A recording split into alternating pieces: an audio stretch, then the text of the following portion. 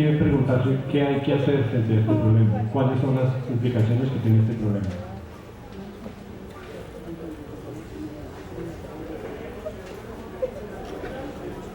Frente a esto existe un principio ético que se llama el principio de la responsabilidad. En algunas charlas de manera coloquial se dice que el medio ambiente del cual gozamos nosotros hoy es un medio ambiente que nos han prestado nuestros nietos para que se los devolvamos enriquecidos. Bueno, el principio de responsabilidad tiene que ver con eso, que tenemos que pensar por las generaciones futuras. ¿Cómo pensar por las generaciones de los que aún no han nacido? Pues ese es un reto que tenemos. Hay que pensar por las generaciones que aún no han nacido.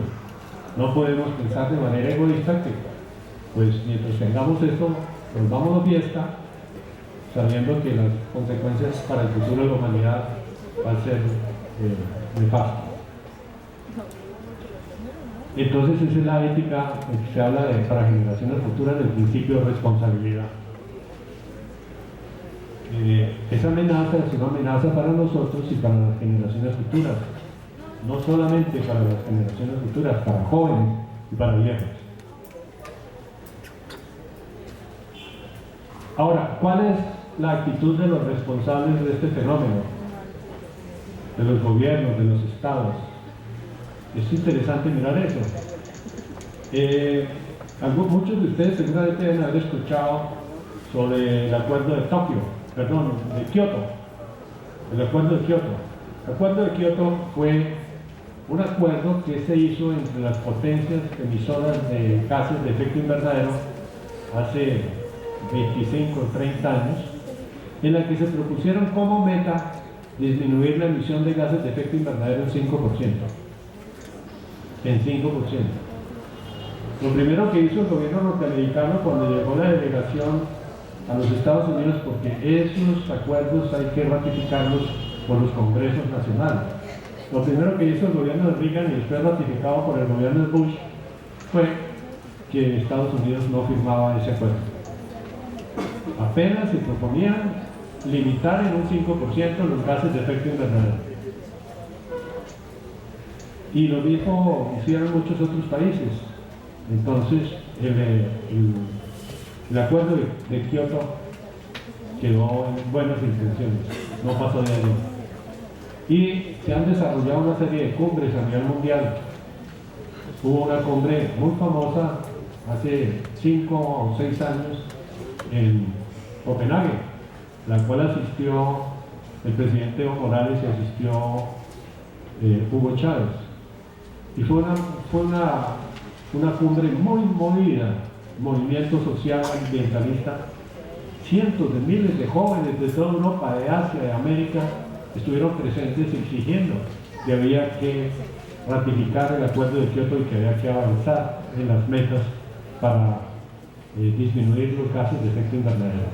Y la respuesta fue una paliza terrible de las autoridades de Dinamarca contra los jóvenes y todas las nacionalidades que estaban presentes allí luchando por contra el calentamiento global. Y Chávez y Evo Morales lo hicieron de manera muy clara. El responsable del calentamiento global es el capitalismo. Si no cambiamos el capitalismo por un sistema justo, no va a acabarse ese problema. Después de eso se han sucedido otras cumbres, en Cancún, en Doha, en muchas partes. Este año, a principios de año, se realizó una cumbre en Perú, en Lima, para preparar la COP21, que va a ser ahora en diciembre en París, donde supuestamente va a haber acuerdos para tratar de disminuir la emisión de gases de efecto invernadero. Cuando se realizó el año antepasado una cumbre de la PEC, la Alianza Pacífico, que se hizo en Beijing, hubo una reunión entre el presidente Obama y el presidente Xi Jinping de China. Y en esa reunión acordaron que China disminuiría en un 50% los gases de efecto invernadero en 30 años. Y Estados Unidos se comprometía también a una meta similar. Eso seguramente va a estar presente en la cumbre de París, ahora en diciembre. Pero seguimos planteando nosotros la pregunta, ¿están realmente los estados dispuestos a hacer eso? Porque los estados, los gobiernos, los estados, en cualquier lugar del mundo, en cualquier país del planeta, no son neutros. Los estados tienen intereses de clase, representan intereses de clase. ¿Y qué intereses están representando estos estados? Pues nada menos que los intereses de las multinacionales. Las reservas de combustibles fósiles, de carbón, de petróleo, de gas, son propiedad de las multinacionales. Y ellos no van a renunciar a las ganancias que pueden derivar de la explotación de esas reservas. Por eso no están interesados en el desarrollo de energías alternativas, como la energía solar o la energía eólica u otras energías alternativas. ¿Por qué? Porque significaría una desvalorización de todas las reservas que tienen en sus contabilidades como si fueran de ellos. Entonces ahí hay una dificultad muy grande. Yo no creo que en París se vaya a resolver ese problema. Vamos a seguir con las mismas circunstancias, declaraciones, golpes de pecho, y mientras tanto el fenómeno va a seguir avanzando.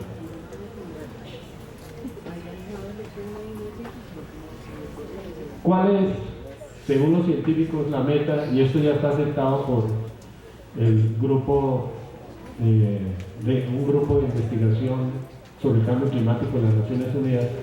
Está aceptado que la temperatura del planeta no debe subir más de 2 grados centígrados con relación a la época preindustrial. Lo máximo que se podría subir para que no se convierta en un fenómeno irreversible es 2 grados centígrados. Esa es la meta y a eso están apuntando todos los cálculos para disminuir los gases de efecto invernadero.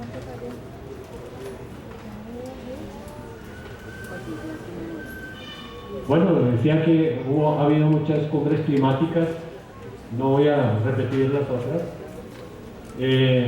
Entonces, finalmente, ¿cuál ha sido la actitud de los estados que son responsables de esta situación?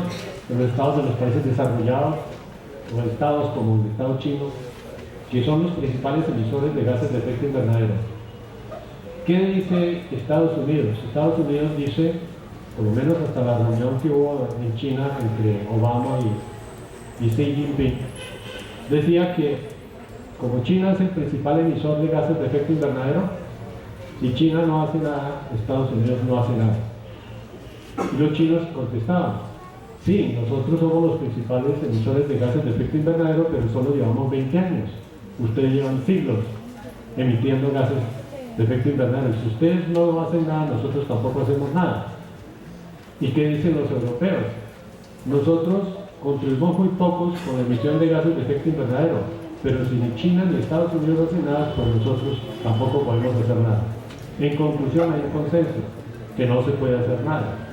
Y yo creo que ese consenso no va a desaparecer en la cumbre de París.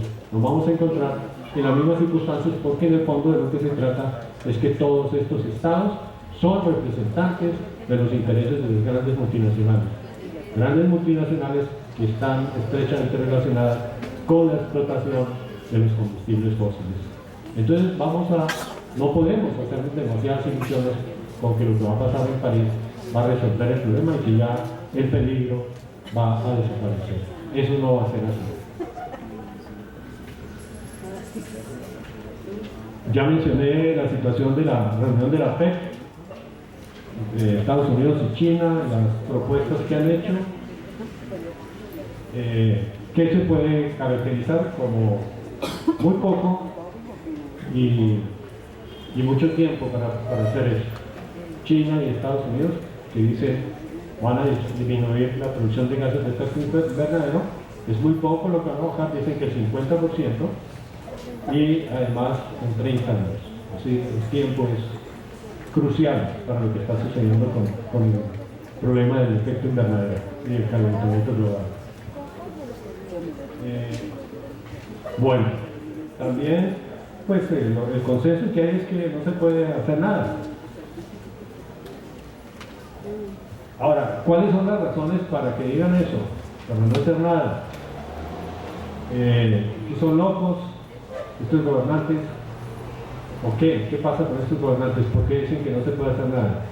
Porque tienen una actitud muy parecida a la del rey Luis XV, que era prisionero del sistema. Luis XV, rey de Francia, dijo en alguna oportunidad, cuando llegaron sus asesores llegaron a decirle que la situación del reino era catastrófica, muy lamentable, y que había graves riesgos para mantener la corona. Y el rey Luis XV dijo: después de mí el diluvio, a mí no me importa lo que pase después, vamos a ver cómo nos defendemos aquí nosotros.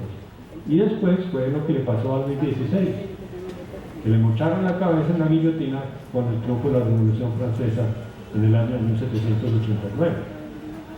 Entonces, ¿por qué dicen que no se puede hacer nada? Porque son prisioneros del sistema. Es un sistema que es funcional a los intereses de la acumulación del gran capital internacional, de los grandes multinacionales. Por eso, no es posible que haya ninguna solución por esa vía. Ya lo dijimos, nos espera una situación muy parecida al diluvio bíblico si no se para el derretimiento de los glaciares, si no se para el calentamiento del planeta. Un autor marxista italiano que se llamaba Antonio Gramsci, que murió en las cárceles del fascismo italiano durante la Segunda Guerra Mundial, decía una cosa que es bien interesante. Decía que ante el pesimismo de la razón hay que unir el optimismo de la voluntad. Vamos a ver de qué se trata esa apreciación.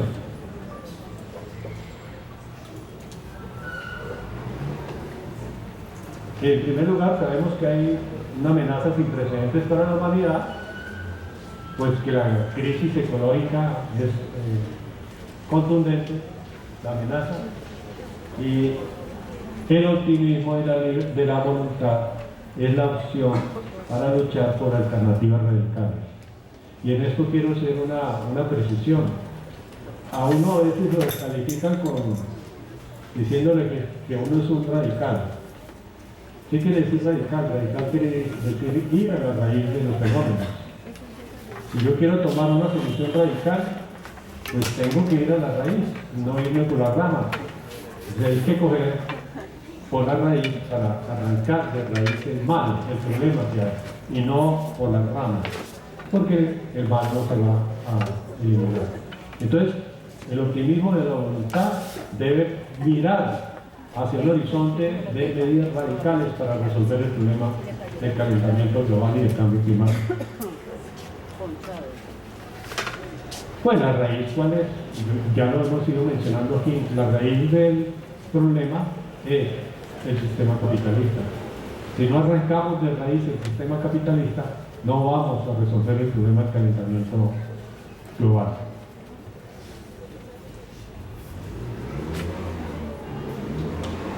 Entramos entonces ahora en el tema del ecosocialismo. El ecosocialismo ha sido caracterizado como una respuesta radical a la catástrofe ecológica capitalista. Es simplemente hasta ahora una propuesta para la discusión. Se presenta para que los jóvenes, las personas, la gente, las organizaciones sociales digan algo sobre este problema. Quiero hacer aquí una referencia al aporte que ha hecho el Papa Francisco, quien editó una encíclica que se llama Laudato Si, que invito a todas las personas que están aquí a que la compren y la lean y la estudien. Es un documento muy importante y es un documento que está dirigido no solamente a los creyentes, sino también a los no creyentes, a todas las confesiones, no solamente a los católicos ni a los cristianos. Entonces, una tarea central es comprar Laudato Si, lo venden en muchas librerías, vale 4.000 pesos o menos, y es un documento que vale la pena estudiar. ¿Qué dice Francisco en esa encíclica? Pues algo muy parecido a lo que yo estoy diciendo aquí y a lo que vienen diciendo muchas otras personas y muchas otras corrientes. Es que la causa del calentamiento global, el cambio climático, es producido por el capitalismo.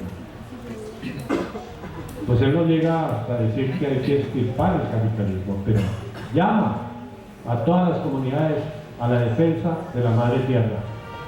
Les recomiendo que vean el video que circula en YouTube, en la entrevista que hizo Francisco I con los movimientos populares. Ahí les dice eso, les dice, hay que luchar por la defensa de la casa común de la madre tierra.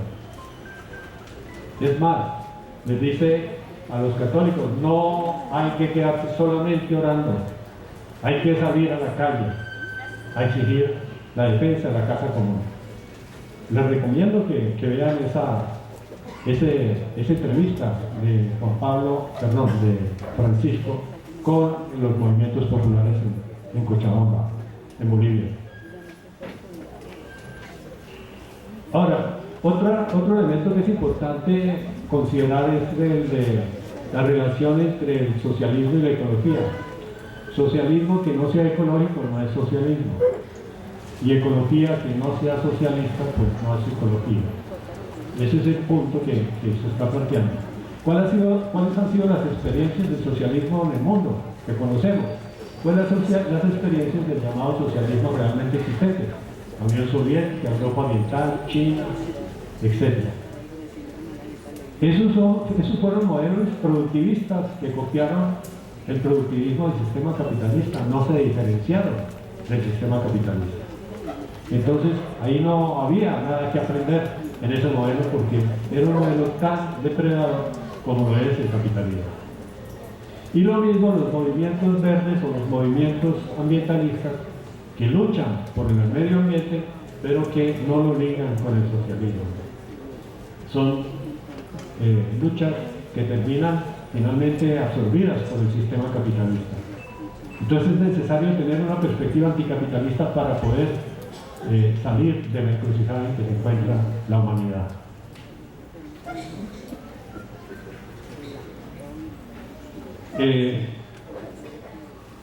Lo que estamos haciendo es un balance crítico de las llamadas alternativas socialistas, ¿no? El socialismo realmente existente, que es un socialismo burocrático que efectivamente no tenía nada de ecológico, que es un sistema productivista, y también las enseñanzas de lo que son los partidos socialdemócratas o los movimientos verdes, que pensaron que sin transformar el capitalismo de raíz era posible lograr resolver los problemas ambientales.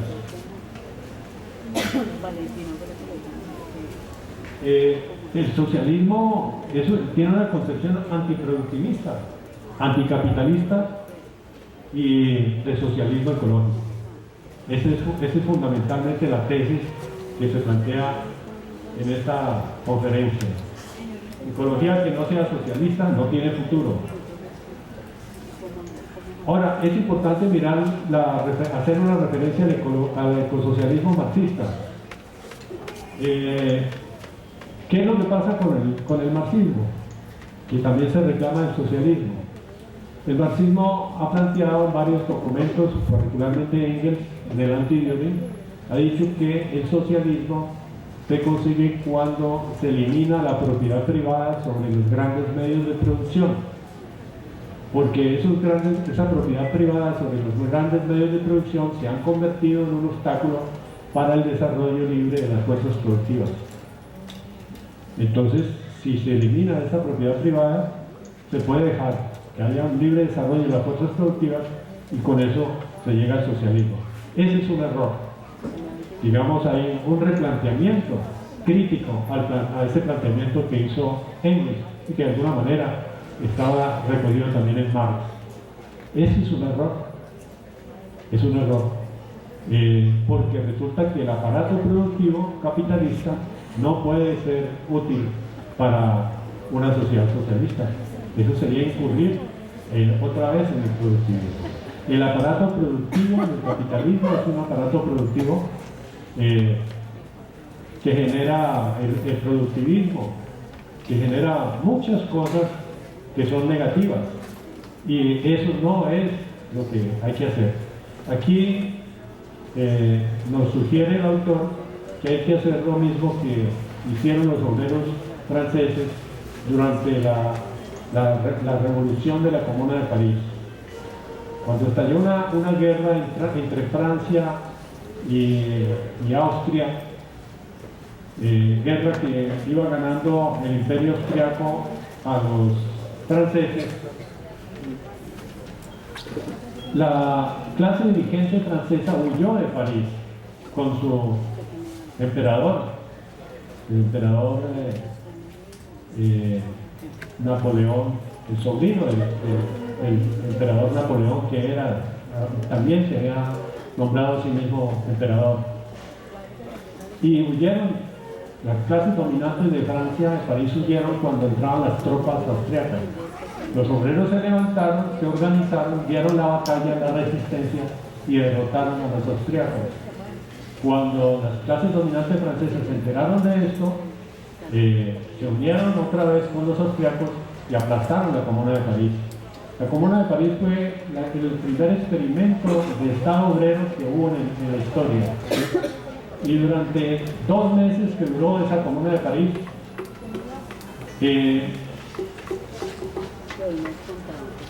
ellos fueron conscientes de que no podían utilizar el aparato de Estado que existía en el imperio, porque ese era un aparato de Estado que no servía para sus propósitos. Iniciaron la construcción de un nuevo Estado, un Estado que llaman el Estado comuna, un Estado que tiene una serie de características que no voy a mencionar aquí en este momento. Bueno, eso mismo pasa con el aparato productivo. Así como los obreros no podían retomar el aparato de Estado burgués, que no les servía y tenían que cambiarlo por otro estado de naturaleza diferente, lo mismo pasa con el aparato productivo. No basta con suprimir la propiedad privada sobre los medios de producción, sobre los grandes medios de producción, para avanzar al socialismo. Es necesario que el aparato productivo cambie de naturaleza, porque no podemos heredar el aparato productivo capitalista.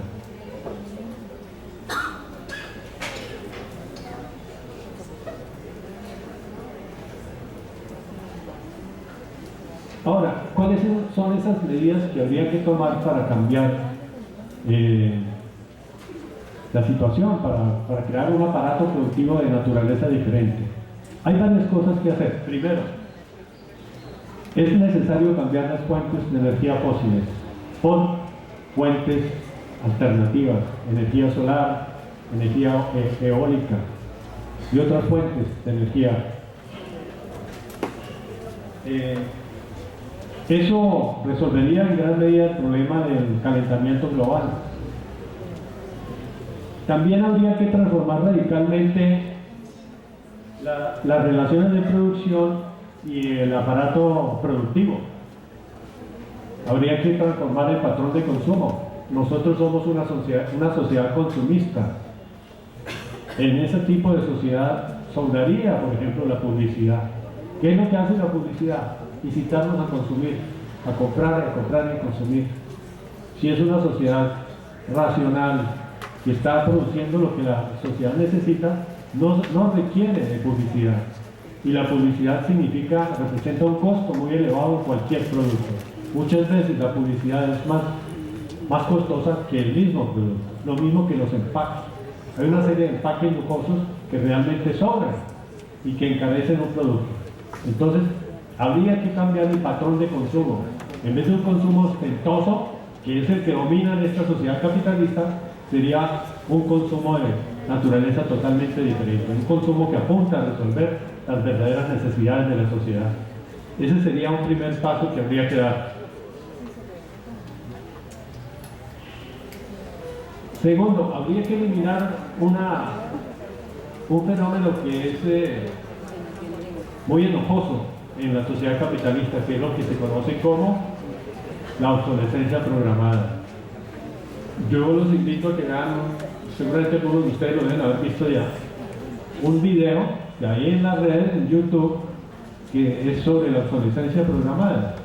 Es un ciudadano común y corriente que va a imprimir un archivo y la impresora no imprime. Entonces mira a ver qué le pasa, a ver si le falta la tinta o qué le pasa, y no logra resolver el problema y va donde un técnico. Y el técnico mira a la impresora y le dice, no, usted lo que tiene que hacer es comprar una nueva impresora. Esta impresora ya no le sirve. Y él sigue insistiendo y por internet logra comunicarse con un cibernauta en Ucrania. Y ese que es un ingeniero de sistemas le explica, le dice, mire, lo que pasa es que su impresora tiene una obsolescencia programada, está programada para sacar, digamos, 5.000 copias, apenas pasan las 5.000 copias, se para y no vuelve a imprimir nada. Yo creé un programa, le dice el ucraniano, creé un programa que resuelve ese problema. Si usted lo instala en su computador, la impresora vuelve a imprimir. Y le mandó el programa y lo instaló y efectivamente la computadora volvió otra vez a imprimir. ¿Cuál es el propósito de la obsolescencia programada? Pues que nos tengamos que seguir consumiendo y comprando más cosas. Las bombillas duran cada vez menos. En ese mismo programa, en ese mismo video, ustedes pueden ver que en un pueblo de Estados Unidos celebran el cumpleaños de una bombilla. ¿Qué tiene de particular esa bombilla? Que tiene más de 100 años. Y cada vez que cumple un año, la gente hace una fiesta para mostrar que puede haber objetos que duren tanto. ¿Por qué no duran tanto las bombillas? Porque por intereses económicos, entre menos dure una bombilla, más rápido hay que cambiarla y hay que gastar, hay que comprar. Entonces, eso significa ganancias para los capitalistas. Entonces es necesario acabar con la obsolescencia programada. Una de las ventajas que tuvo el socialismo realmente existente es que en estos países los bienes que se producían eran bienes que duraban muchísimo. Por ejemplo, un automóvil podía durar 30, 35 años. Incluso en países como el nuestro, los viejos automóviles de hace 40, 50 años estaban programados para durar mucho tiempo, mucho tiempo. Ahora no, ahora un automóvil es casi que un automóvil desechable. Dura 4 o 5 años, máximo 10 años, y después de 10 años toca cambiarlo por uno nuevo. Eso es parte de la obsolescencia programada. Y la obsolescencia programada es una estafa contra los consumidores. Es necesario dar la batalla contra eso. Y en una nueva sociedad habría que suprimir ese tipo de prácticas. Y también el despilfarro de energía y de materias primas, ¿no? Eso es común, un despilfarro de energía y materias primas que ayuda a agudizar el problema que estamos viviendo. Otro elemento que habría que cambiar es romper con el modelo de transporte. Es necesario acabar con el automóvil individual. Nosotros aquí en la ciudad, aunque no tenemos los graves problemas de movilidad que tienen en grandes ciudades como Bogotá y otras, ya comenzamos a tener graves dificultades de movilidad en esta ciudad. ¿Y qué pasó? Que la ciudad se llenó de carros. Ahora a cualquiera le venden un automóvil. Usted presenta la cédula y le venden el automóvil. Y los automóviles bajaron de precio de manera vertiginosa. Cuando hace una década se compraba un automóvil común y corriente, de clase media, un automóvil de esos valía 100 millones de pesos. Hoy en día vale 26, 28 millones de pesos, 30 millones de pesos. Es decir, la caída y la competencia entre distintas ensambladoras ha conducido a que los precios de estos bienes hayan caído radicalmente, pero eso lo que ha generado es una congestión brutal en las ciudades. Entonces necesitamos cambiar el patrón de transporte, no al automóvil individual, excepto para cosas muy específicas. Lo que debe haber es el transporte colectivo, el tren, el metro, donde todo el mundo pueda ir y venir de manera cómoda y confortable, incluso gratuito. El año antepasado hubo unas huelgas antes del Mundial en Brasil y esas huelgas se desataron por un aumento en los precios del pasaje del transporte público. Y al final el movimiento triunfó y en muchos municipios no solamente bajaron las tarifas del transporte público, sino que suprimieron